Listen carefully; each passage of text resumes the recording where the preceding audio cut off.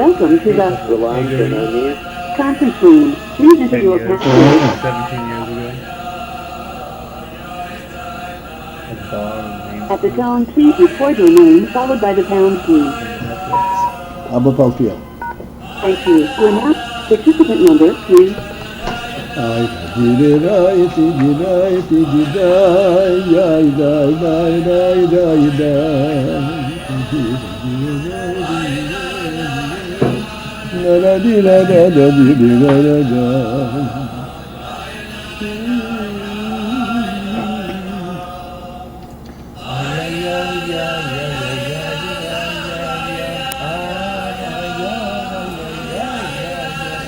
Okay, so we are on the fourth line from the bottom, on page p81.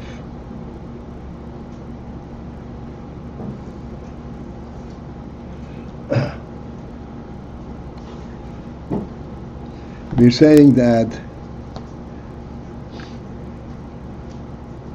there's something unique about keilim, that keilim actually entice the oil to be imbued in the keilim. It draws the oil. There's something, a draw kind of quality in the keilim. We would think that the keilim have no draw. The keilim are just receptacles. However, we see that the keilim do have this draw, and this is what we're going to discuss. And the Rebbe said, the way keilim are lemato, they are in fact only mekablim. And to put it very simply, you're not going to get water in a cup just because you have a cup standing.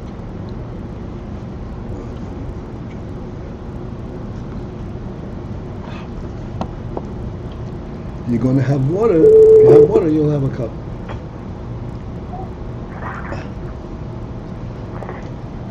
However, lemailo, you say that the goof, the keili is mamshir the oil. As the example is, Evore haguf, the bodily structure, all the limbs of the body, or the goof, they mamshichim as achayis. They draw the chayis into them. In other words, the nefesh is anxious to be mislavish in the Evorim because of the effect of being in the Evorim. Mamshichim as achayis.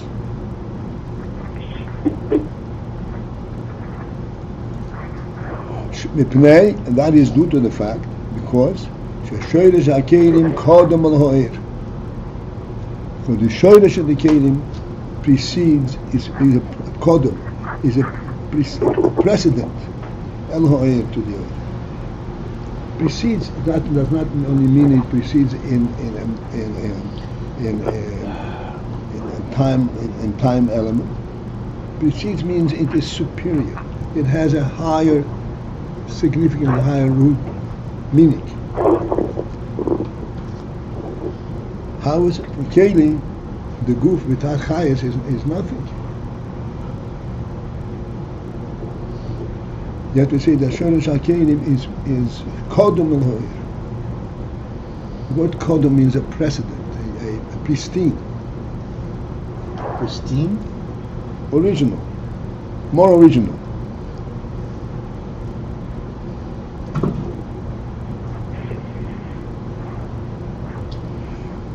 And at the end of the fourth line it says, Omnam, however, zehu li'achar zichur ha-keilim. This only comes, this union that the keilim are mamshir and zo'ir occurs only li'achar zichur ha-keilim. Again, after that the keili is purified.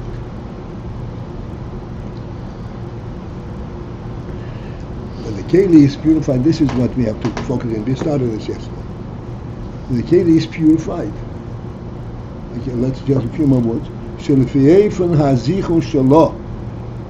Where, according to the manner that the keili is nizdachech, is purified, mamshechas has oil. It draws the oil into it.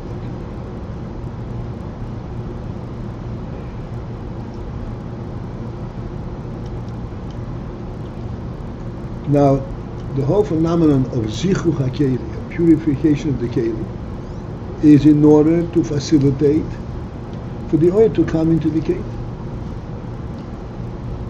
What is then so special about this zichuch keili that this draws the oil? The oil has it in its original manner, without the need of being nizdachik. It is zach to begin with. And yet, if you mezachik the keili, then that draws the oil into it.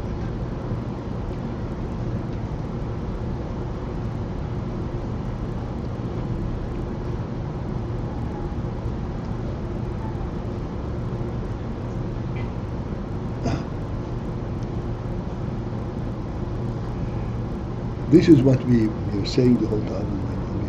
We're first getting into it. That in fact, if there is a zichuch, a purification, a superior quality revealed in chomen, in a material aspect, object, that represents a much higher truth than even the purity of the oil itself.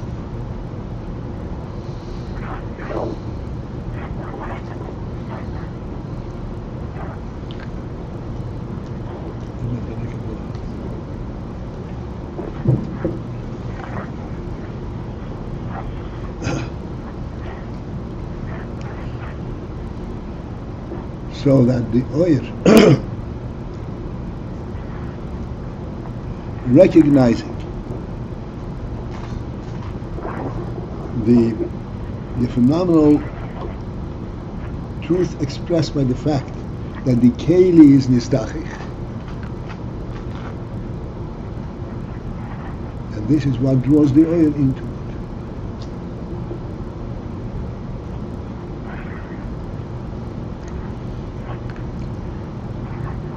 What purifies the keili?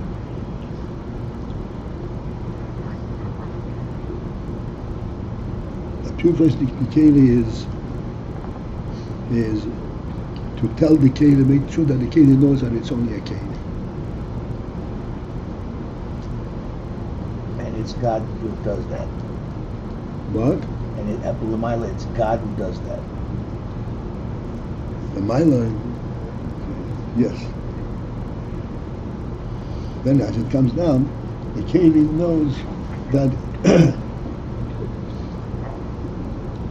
its greatest asset is that it is a keili. Not for its own sake. That is mezach is a keili. The keili prepares himself to be a receptacle for the oil, and that is mezach is a keili. Wow. Can't tell that to the women nowadays.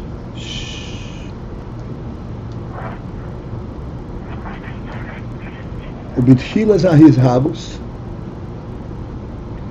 but in the beginning of the creation, when these things first surfaced, Hare there, we said before, behold, his abus hoyer nase hakeili.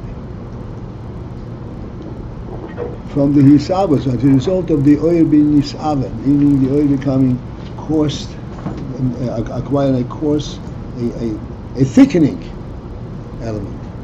This is where the keili comes to be from.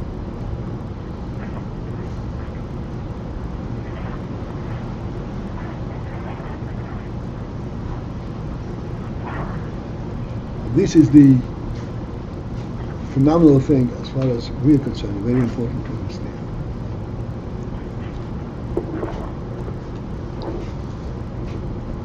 For us, this is a very common error, I would say. Our world is predicated, the way the world works, his avus ha'oir, thickening of the oil. Translated translate the oir in a more tangible manner. Like we say, what we say. What is light? Light is that the ray of the sun hits an object. The object rejects the ray. There cannot be more hisabus oir than that.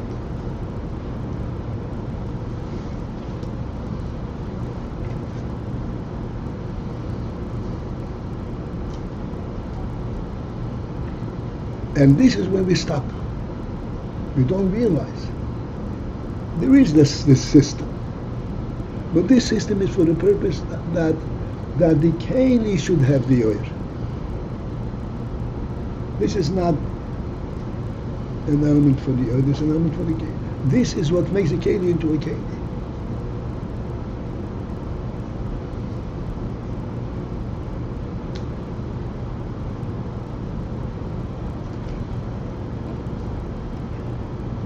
So initially, misabus oir nase hakeili.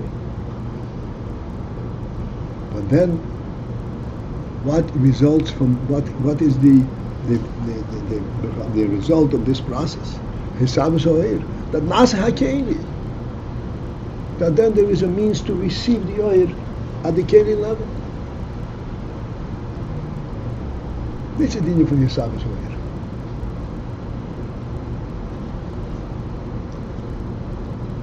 Let's just see if that's understood, right?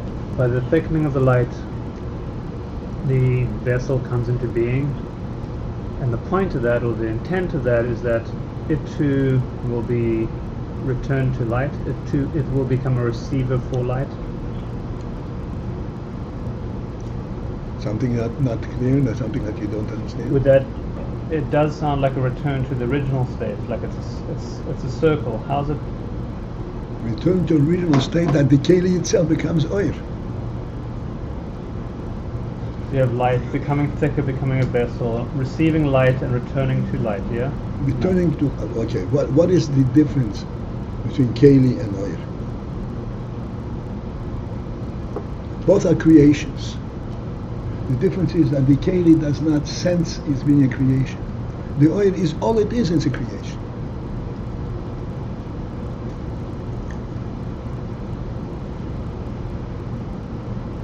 When the keili submits itself, it becomes a receptacle for the oil. That's what it is. That's when it reaches its fullest accomplishment, its fullest presence.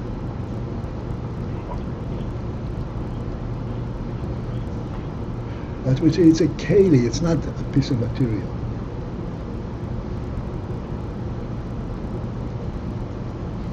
Is oil a creation?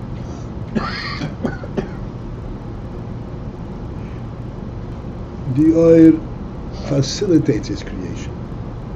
The phenomenon itself, in other words, the concept of a keili, comes from higher than the oil.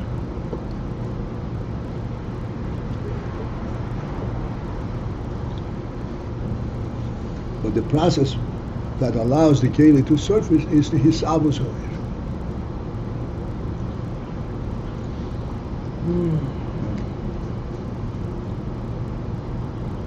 But the oil itself is not a creation. Do again, I couldn't hear what you said. But the oil itself is not a creation. The oil itself is an emanation from the Etzer. That's right, it's not a creation. But the hisabus oil, when the oil becomes hisave, to the extent that it's almost akin to a creation, and that's when keilim become a surface.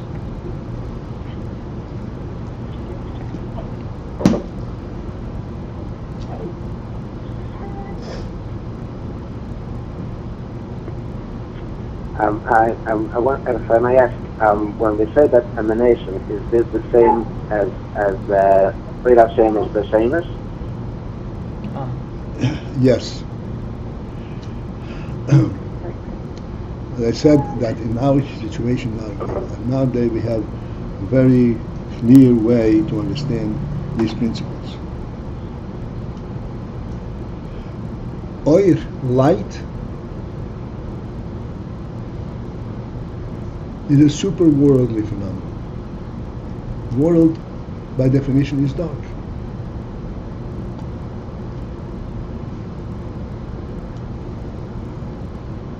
The fact that there is light, and where everything there is becomes obvious, becomes visible. This is a super. This is the beetle of the Gashmi. It says it's part of a bigger reality. Gashmi tends to be what it is unto itself.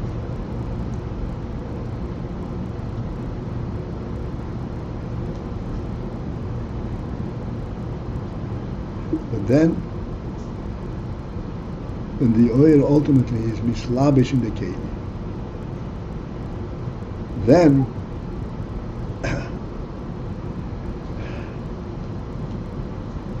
the principle that this is only a keili in order to bring the oil down and to reveal a truer element in the oil, that this is the ultimate purpose.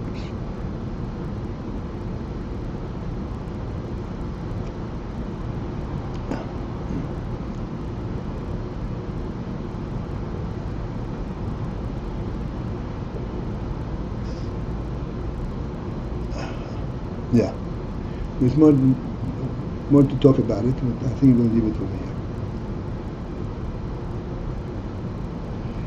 So initially, his Abbas Hoyer Nasa keili. May his Abbas Hoyer Nasa keili. But then, after the keili is nistachich, and it is a fully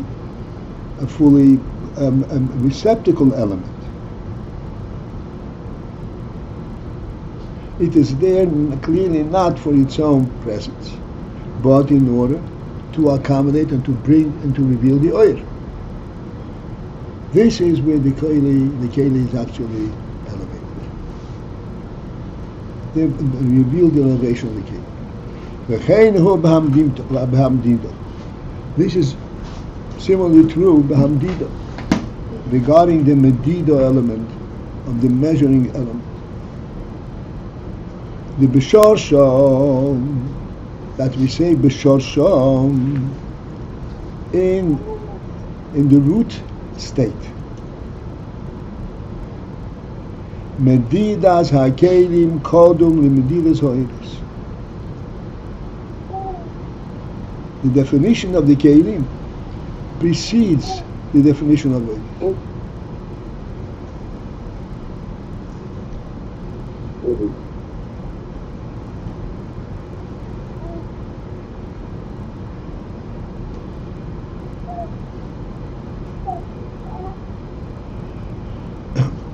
V'rag his galus, only at the state of his galus, when it actually expresses itself, there medidas oil kodum, then the measuring of the oil and the formulation of the oil precedes the formulation of the keili.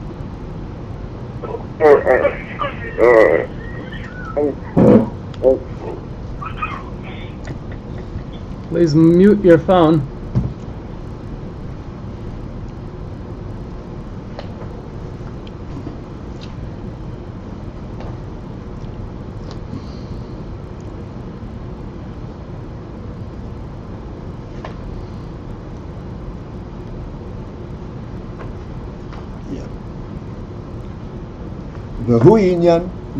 Let's finish the presentation after Rebbe presents it to us.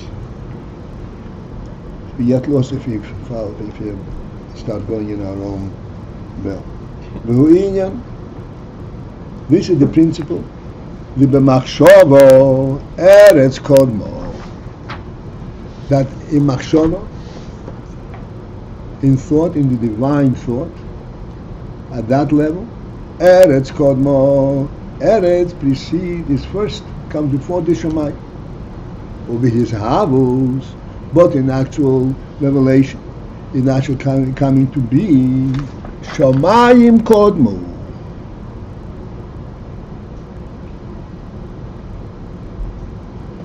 The Shamayim precede the Eretz.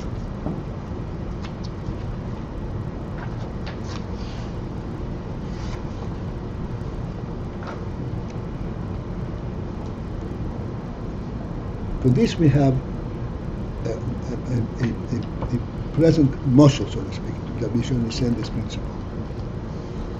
We say all the time, Adam shein bias elyon. Bias defines what a human being. The minute a person has a bias, what is his thoughts about this bias?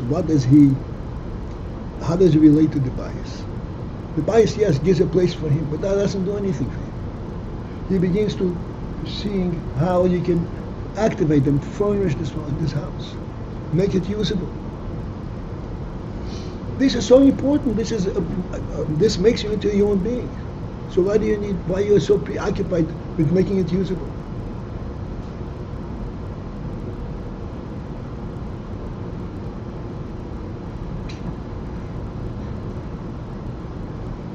Yet we see that in the thought process, what do we need a house for if I don't have a table?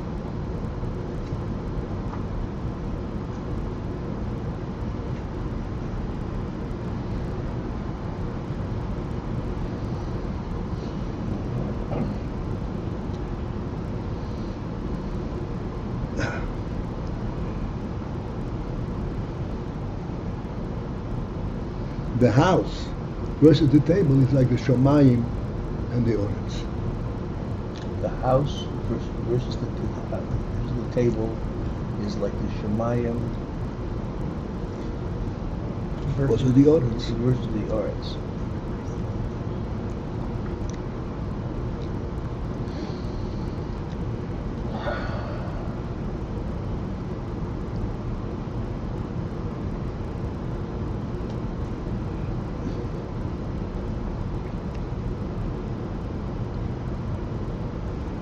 What identifies a home? We speak of a time difference between a house and a home.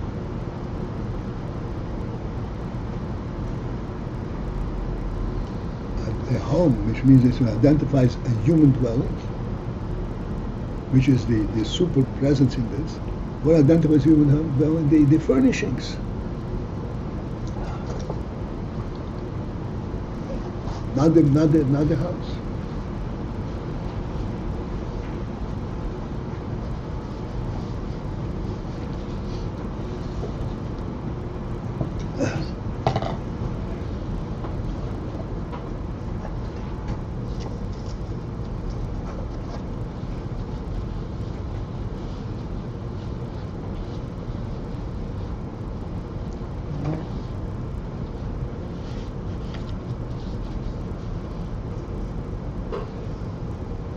In halacha, it says how a person is supposed to eat.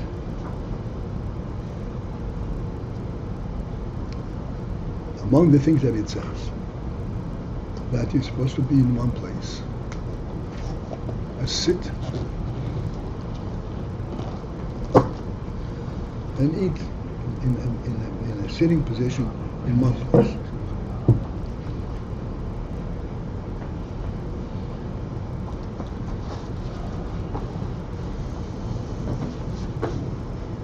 This is how he describes the eating process. The principle that all this is taking place within an enclosed area, within a house, not in the open field.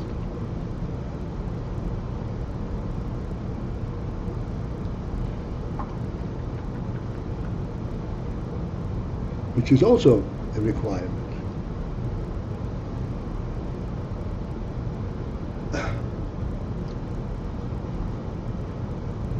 But this is a requirement that precedes the activity of eating.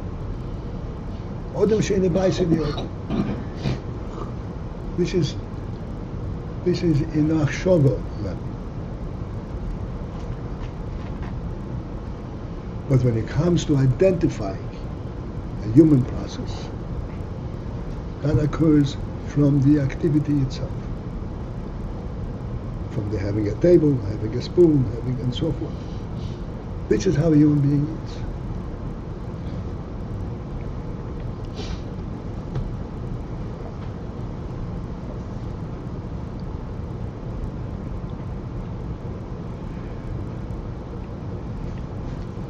This identification, that this is exclusively human, and it is, as I said, as soon as you have a home, immediately begin to think of how to furnish it.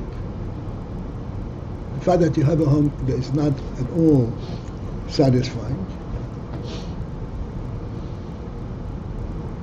because the furnishing, this touches, goes back to the essence of what a human being is. Let me elaborate on this slightly. A human being, yes, he's got intelligence, he's got all kinds of qualities that are, so to speak, innate qualities. Then there is, what does a human being stand for? What does he represent? He does not represent lying in bed and enjoying a home. That doesn't represent a human being. Being active in the home and doing what he's supposed to do, that is more representative of the human being, much more representative. Why so? Because the whole definition of human being, what is a human being, is prove who mules or should be effective. But your presence is great, but your presence doesn't accomplish. It's not what you're here for. It does not express the full significance of your being here. The full significance is expressed by what you do, what you accomplish, how you transform your surrounding. And therefore the piece of furniture in that respect is more important than even the house.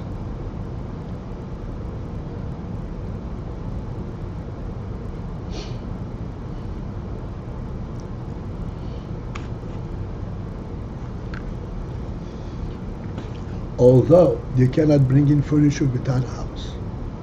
So you first have to have a house.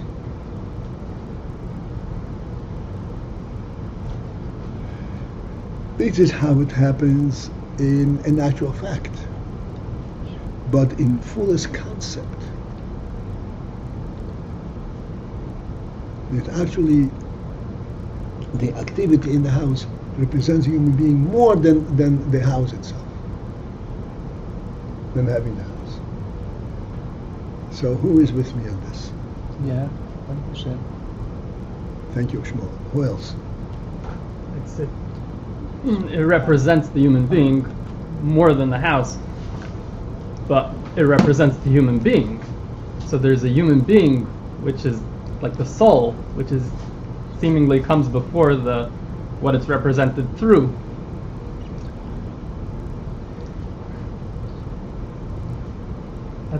That's the hard part. That's the only thing. And also, Yitzchak over here was shaking his head a minute ago, and he had a look on his face like he just drank some spoiled milk.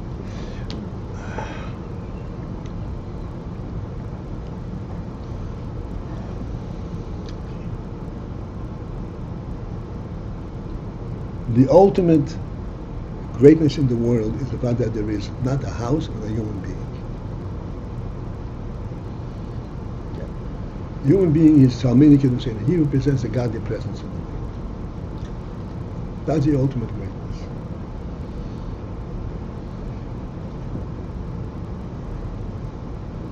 And this greatness manifests itself.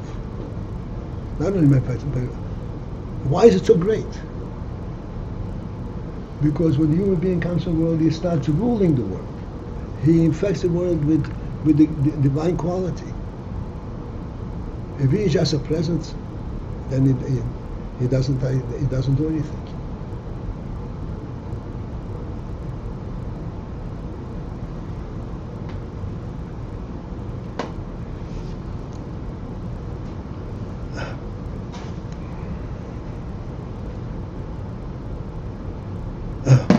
All right.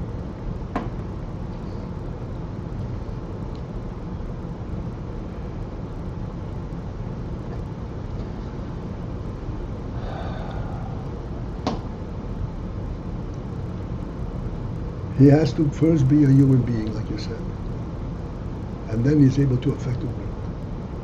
But then, what was the purpose to bring a human being into the world in the first place? In the actual process, it happens being a human being first. But what is this all about in concept, in intent?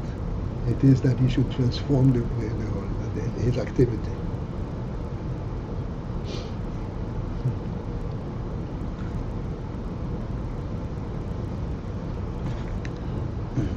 So, in actual presence, after the creation, Oretz is good. When you mazachet the keili, the keili becomes a receptacle for the oil, that is the ultimate greatness. When it says the intent, How do you bring tachlis? what? When it says the intent, is that what means the tachlis? The intent precedes the tachlis. The tachlis is after it happens. I say this is the tachlis of it.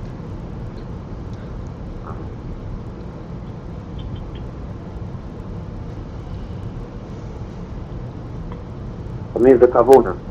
The intent means the kavuna.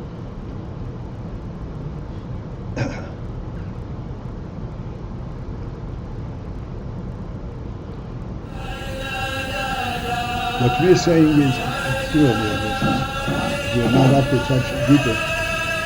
We're saying that the whole concept of creation started from projecting Oretz rather than Shema.